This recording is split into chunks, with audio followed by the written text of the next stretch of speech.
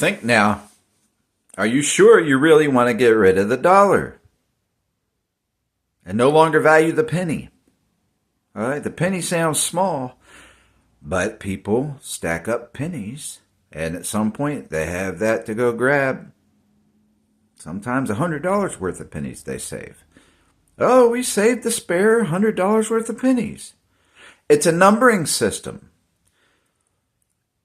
You won't have people giving you $1 anymore. Anybody as a tip, or a $5 bill anymore, or a $10 bill, or a $20 bill, or a $50 bill, or a $100 bill as a tip. Sometimes people do more than that. But believe it or not, people who work tips every now and then, they'll get a $100 bill tip. But those tips add up. Those $5 bills, those dollar bills add up. Pennies don't seem to, but it brings more value to the dollar to keep valuing pennies. That stuff adds up. You get rid of that, that's a numbering system. It's extra flow of value in cash in our monetary system that floats around sometimes. You know, people are complaining about panhandling. Panhandling should be legal with a sign. There should be rules. It shouldn't be encouraged socially from a standpoint of choosing that over a job. But for a disabled person, sometimes panhandling's good. For a mentally ill person, and what I mean by mentally ill, we don't understand that stuff. Somebody who's wounded mentally.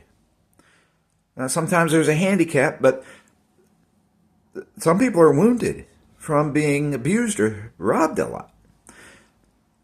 They can't fathom working a job, and they may have a problem with medicine, and we have bad medicine laws. But so they have to go to thieves to get their medicine. Shouldn't have to do that.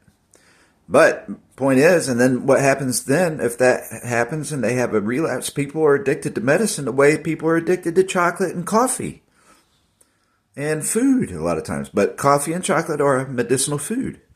So that you can relate to that more. And you're telling them they can't have it anymore, and they're used to that. That's like telling them never drink coffee again. They can try and they can work at it, but at some time, then they may do well. But there are some people at some point, they're still going to want a little more coffee. But anyway, the point here is the money. So it's hard to keep a job if you decide one day you're going to go have a cup of coffee and you had to get it from a thief, and then they stole your car for buying coffee, and you missed work the next day and you lose your job. So it's hard to keep getting jobs if you know there's a chance you could lose it by missing one day under the current drug law system. So, well, you're just going to have to tough it up and do it. Well, every job shouldn't have to abide by that, and they should. It's good to have mercy. God is better than some of our rules. God's mercy is better than some of our rules. Love your neighbor is better than a lot of our rules, our economic rules. And it's good to have an employer you're familiar with, an employee you're familiar with, and to have longevity. We want to work some of our employees into the ground and break their backs before they're 40. Whereas if you slow down a little bit, you got the same employee going on, and you can maybe work more hours, longer hours, and get more done at a slower pace. The penny is worthwhile keeping. The nickel is worthwhile keeping. The penny's value can come back if inflation goes away.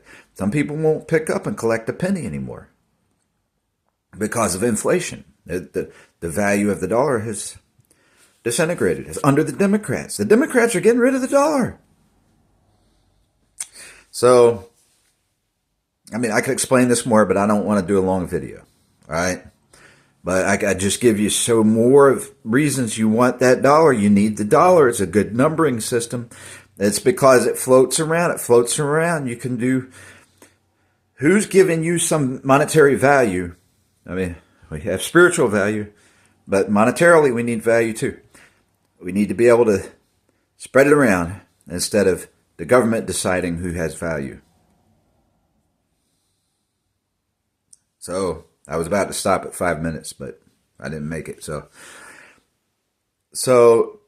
do you want the government, a job, or somebody else deciding if you have value or not?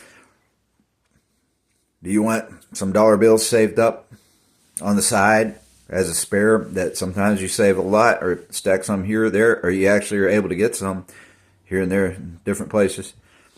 Sometimes because you have a dollar system, you have a numbering system with the dollar that's that the government doesn't have to keep track of every little single penny. That's part of the reason they want to get rid of it. But I understand it's convenient to have the cards. I like using the cards, but you have a dollar system to help keep count. And the value, that's the numbering system we have that supports our cards. And you want to keep that. The Bitcoins, I haven't studied the Bitcoins and everything else. Whether you have a Bitcoin system and that takes over the dollar system, or other things that might take over the dollar system, I don't think they should take over the dollar system. I think they should be used in conjunction with the dollar system. Have both, maybe, but maybe I don't have a full understanding of that. But it's good to have the dollar system because it's an independent account. There's extra cash flow. There's an abundance. There can be abundance created in savings. The government doesn't have to keep track of everything. Now, that could be considered a sin to a lot of people for me to save that. But the point is, there are children. Children should be able to start saving money and not have to worry about taxes until a certain age. And with the monetary dollar system, they should be able to set aside and be saving money in a piggy bank even. They should be able to have a bank account, which the government will keep track of that probably. I don't know if they should keep track of every bank account, like a child's bank account should be protected from the government, right? I hadn't thought of that before. That might be something new we should come up with. But they certainly should be able to have a piggy bank where they collect and save money and learn how to save and the importance of saving. And the monetary system helps them do that. So I'm just going to end on that note and say, think about this. The Democrats are getting rid of the dollar. Vote Republican. I'm independent. But I'd never vote Democrat because they're the party of slavery. How can people say they're against slavery and still support the Democrat Party? And by the way, getting rid of the dollar, they're trying to make you a slave. Your dollar is their dollar. But with the money system, the dollar system, your dollar is not their dollar. Or at least you can still stash a few that aren't theirs. All right. Adios.